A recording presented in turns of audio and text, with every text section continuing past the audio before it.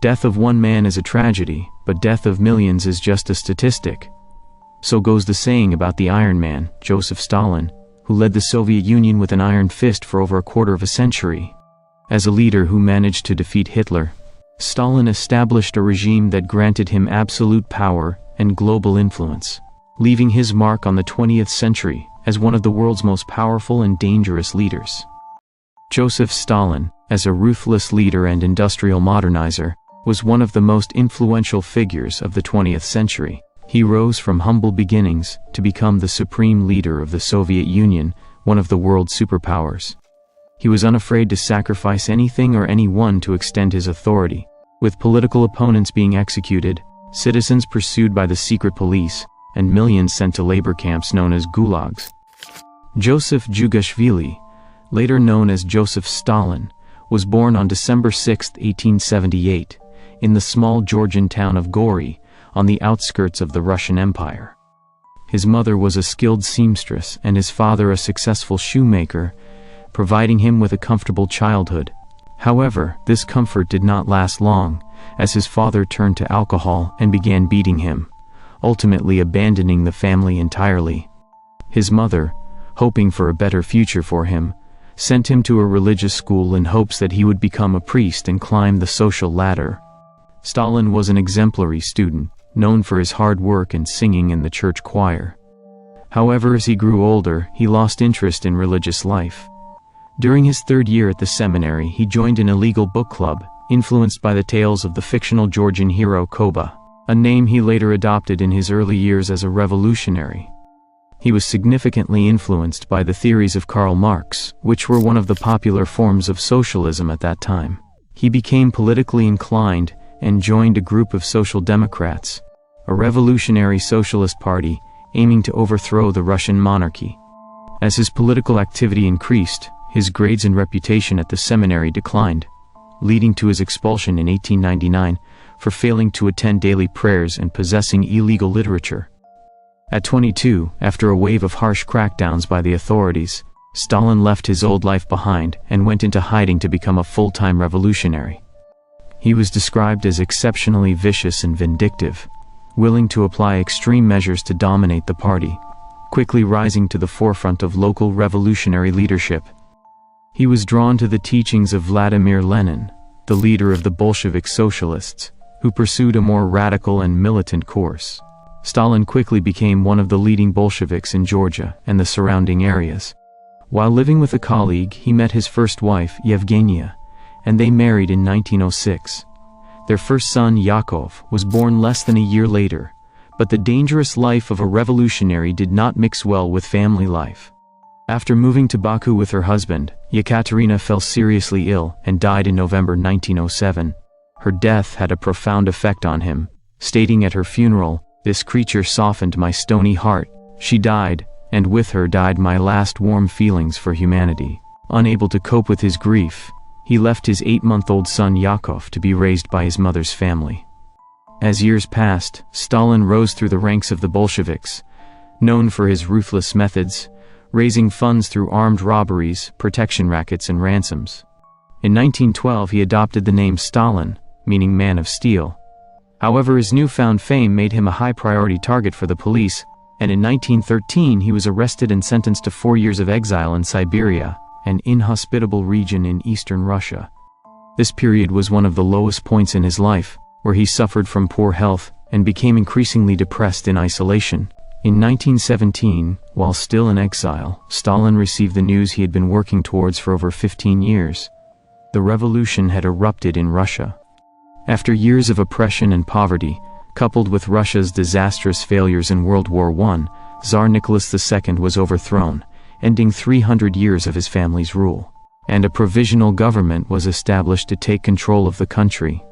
Stalin returned from exile to Central Russia with renewed spirit, but his mentor Lenin was not satisfied, calling for another revolution to bring a socialist government to power. Despite significant resistance within the party to Lenin's ideas, Stalin found himself at odds with Lenin over strategies, yet Lenin allowed him to join the Bolshevik Central Committee, providing him considerable influence and his first real taste of power. He quickly dedicated himself to Lenin's cause, and in October of that year, the Bolsheviks staged a second revolution, overthrowing the provisional government and declaring themselves leaders of the country. As a prominent Bolshevik leader, Stalin became one of the most powerful men in the country.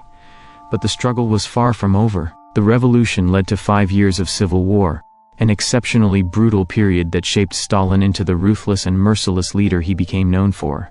During the Civil War, he was appointed to the city of Tsaritsyn by Lenin to acquire grain for the Bolsheviks and organize local forces. But lacking military knowledge or experience, he mismanaged the situation. After just 2 months under his command, the city was on the brink of collapse, with many soldiers dying under his leadership. Faced with this disaster, he turned to a technique that would later become a staple of his political career: the use of terror. The disaster was blamed on counter-revolutionaries, spies and saboteurs, who were arrested, convicted on weak or fabricated evidence, and then executed. Stalin became known for his extreme brutality in using terror, burning entire villages and arresting anyone daring to oppose him. Stalin was highly suspicious of military personnel, often targeting them in his purges, leading to a conflict with the head of the army, Leon Trotsky, who saw Stalin as a dangerous political rival. Trotsky expressed his grievances to Lenin, leading to Stalin's removal from Tsaritsyn, and the beginning of a lifelong rivalry between the two men, a conflict from which only one would survive. In 1922, the same year the Soviet Union was formally established, Stalin was elected to the position of General Secretary, a role he used to secure his rise to power. The position allowed him to set the agenda for meetings of the Politburo and the Soviet government, as well as placing the careers of numerous Soviet officials in his hands, earning him a large and loyal following. But by the end of 1922, a power vacuum emerged at the highest levels of Soviet government when Lenin became seriously ill, suffering several strokes that impeded his ability to govern the country. To Stalin's dismay, Trotsky managed to form an alliance with the ailing Soviet leader, giving him a significant advantage in the power struggle. In response, Stalin called Lenin's wife and subjected her to a torrent of abusive language, an event so upsetting to Lenin that he called for Stalin's removal from government. Although Stalin managed to retain his position, a rift opened between him and Lenin, the most influential and respected man in the country, putting his political career in jeopardy. But in 1924, Lenin died, giving Stalin the opportunity to reshape their relationship in the public eye. He took control of the funeral, giving himself the politically significant role as one of Lenin's pallbearers. Lenin was enshrined in Moscow's Red Square, with Stalin portrayed as the protector of his legacy in Soviet propaganda. Trotsky, his hated rival, was given the wrong date for the funeral, causing him to miss the event entirely. Over the next few years, Stalin skillfully manipulated events to secure his rise to power, pitting his rivals against each other, and eventually amassing enough support to strip Trotsky of his position in government. With his main political opponent gone, there was virtually no one left to oppose Stalin. He systematically demoted, arrested, and exiled his political opponents, and by 1928, he emerged as the sole leader of the country. Having secured absolute power, Stalin began transforming the Soviet Union into a modern superpower. In 1931, he stated, "We are 50 or 100 years behind the advanced countries. We must make good this distance in 10 years. Either we do it, or we shall be crushed." He initiated a policy of rapid industrialization, launching a series of 5-year plans to boost Soviet industry. However, the implementation of these plans was chaotic, as he ignored the advice of economic experts, doubling and then tripling production targets, nearly none of which were met. Inflation was rampant, money was spent without a budget, and entire factories were constructed based on incomplete blueprints. Despite this, production saw a notable increase, securing the Soviet Union's place as a modern industrial nation. To support industry, a policy of forced collectivization was implemented, stripping peasants, the country's largest group, of their private property, and forcing them to work for the state on collective farms. Anyone who refused was beaten, shot, or sent to labor camps known as gulags, where they were used as slave labor. The policy was met with extreme resistance, with many peasants preferring to burn their crops and slaughter their animals, rather than let them be taken by the state. In some instances, Stalin's response was extreme, with villages that refused to comply being bombed out of existence by the Air Force.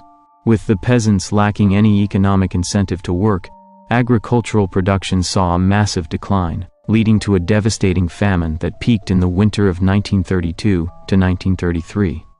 The famine is estimated to have caused the death of up to 7 million people, with millions more left permanently disabled. Parents would sell their children for food, and widespread cases of disease and cannibalism were seen in the countryside.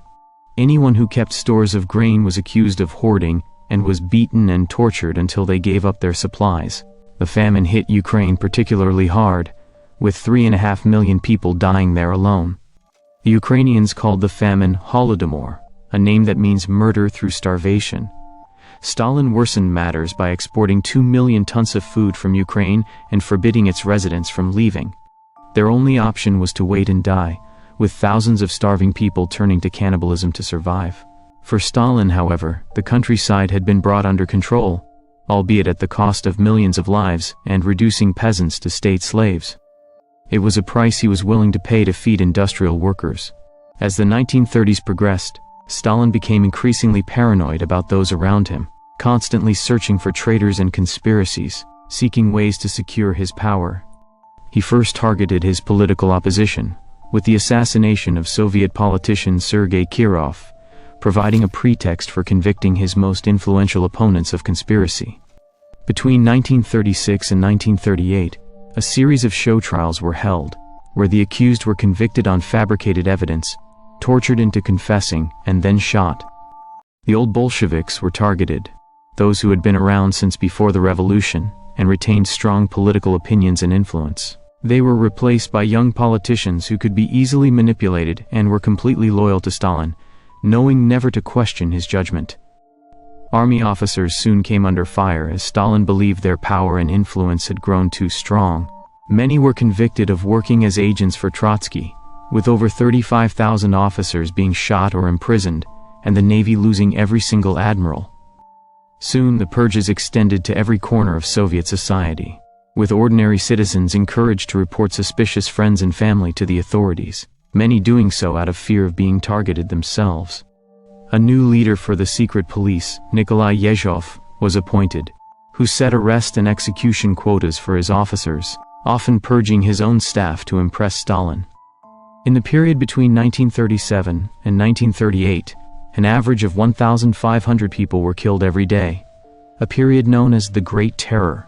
Around 1.6 million people were arrested, 700,000 of whom were executed, with an unknown number dying in labor camps and torture chambers.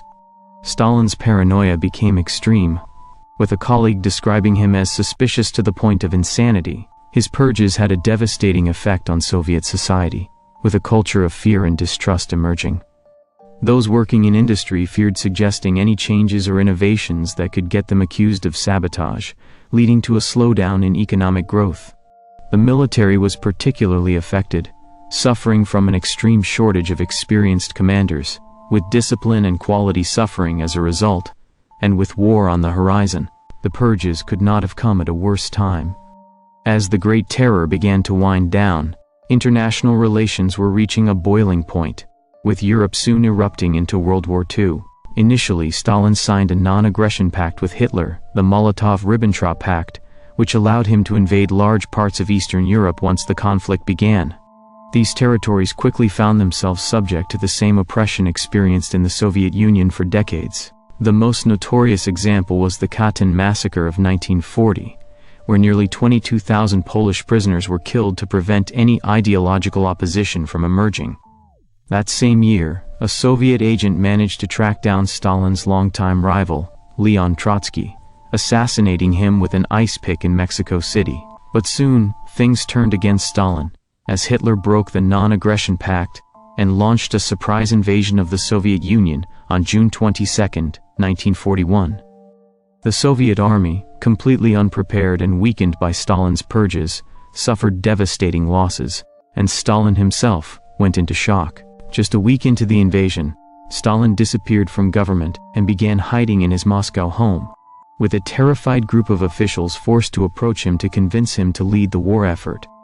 Stalin's military leadership was filled with the same brutal tactics he employed throughout his career. He insisted that every inch of ground be held, sentencing those who surrendered to death, leading to the pointless loss of thousands of men. Those deemed cowards or fearmongers were placed in special penal battalions, sent to their deaths at the start of battles to help reduce enemy ammunition. Taking it further, he made it illegal to be taken prisoner, with the families of prisoners and deserters being stripped of their government pensions and arrested.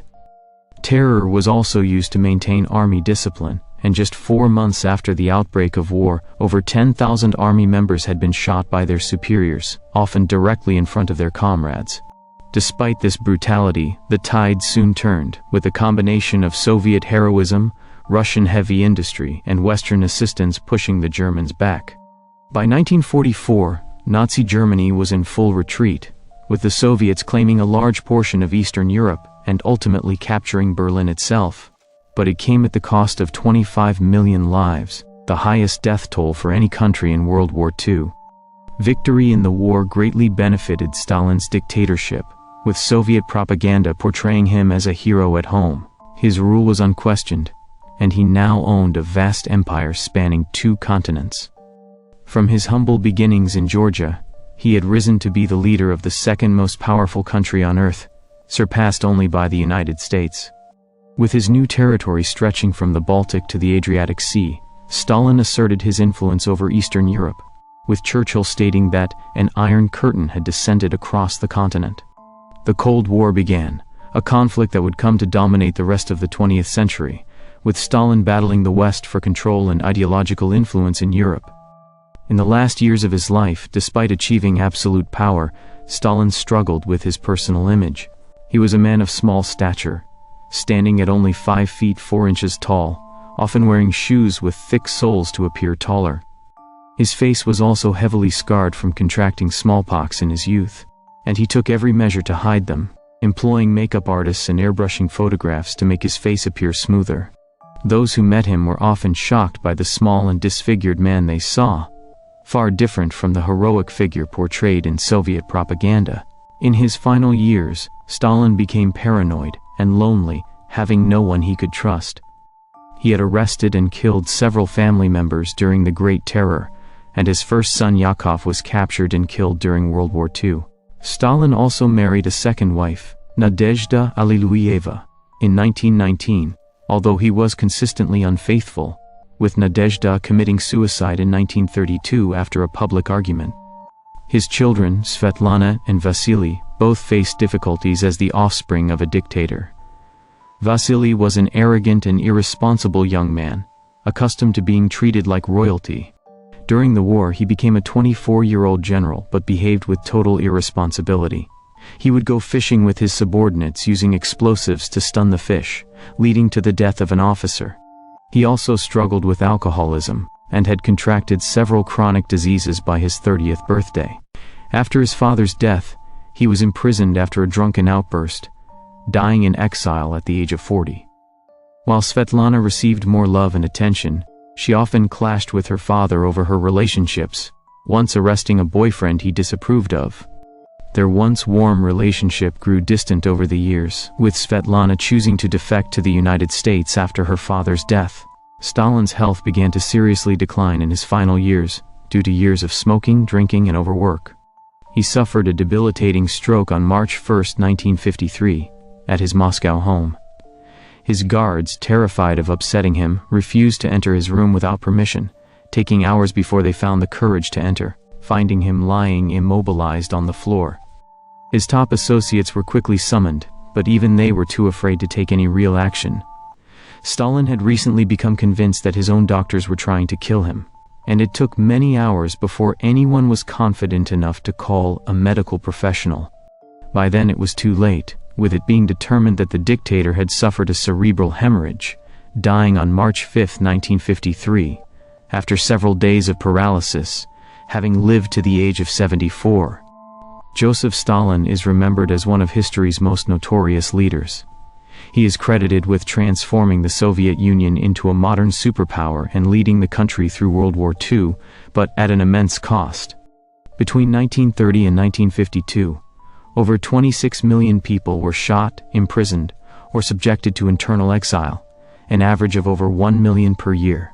Tens of millions more were arrested without charge, evicted from their homes, or forced to work on dangerous projects, with at least 60 million people estimated to have been subjected to some form of repression during Stalin's rule. Despite this, many Soviet citizens remained devoted to their leader. The state produced an endless stream of propaganda portraying Stalin as a hero and a father figure.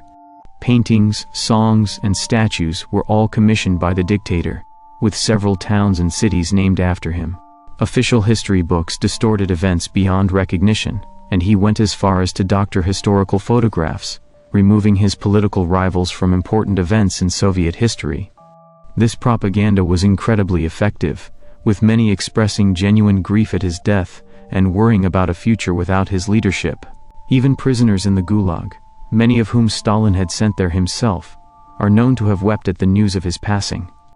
Hero or tyrant, a great modernizer or a ruthless killer. There can be no doubt that Stalin was one of the most influential figures of the 20th century, whose legacy has shaped the world as we know it today.